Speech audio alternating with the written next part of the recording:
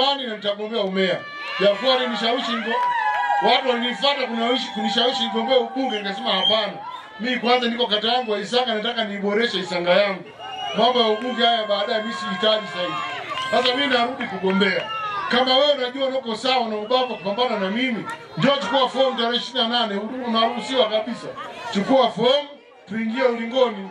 Hakuna mtu ambaye anazuia. Kwa hiyo msije mkasema kwamba tumezuia kuchukua fomu.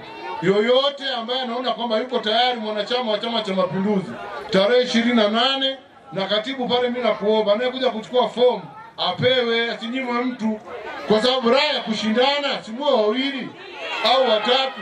Hata wewe unakuwa peke yako unasema mimi nimeshindana, kushindana gani?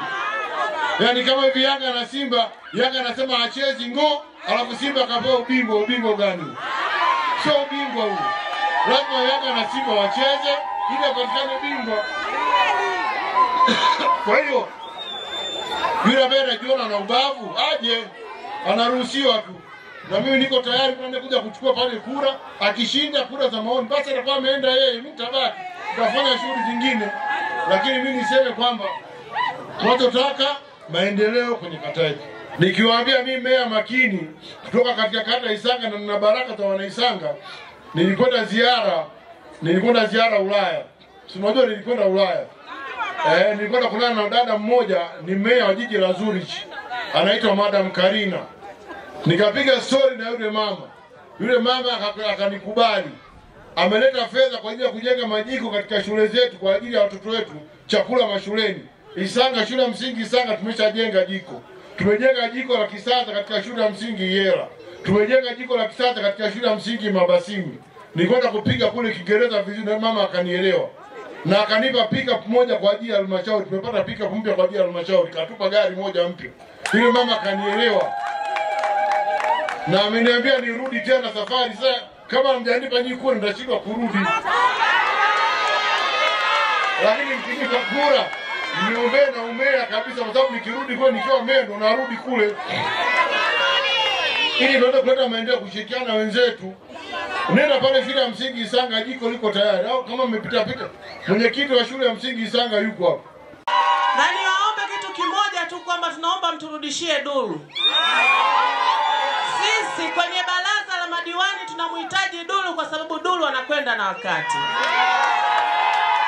Katika kipindi cha Dulu, Isa Mohamed ndio tumeweza kujenga ile City Park, kitega uchumi chenye nguvu sana, ambacho ni kivutio toka sehemu mbalimbali wanakuja kujifunza kwake. Tumpigie makofi na vigelegele. Sasa sisi tunaomba mtuletee Dulu ili aendelee pale alipoishia. Mmepata majembe kweli kweli. Dulu Mohamed ni jembe. Yaani ni jembe kweli kweli.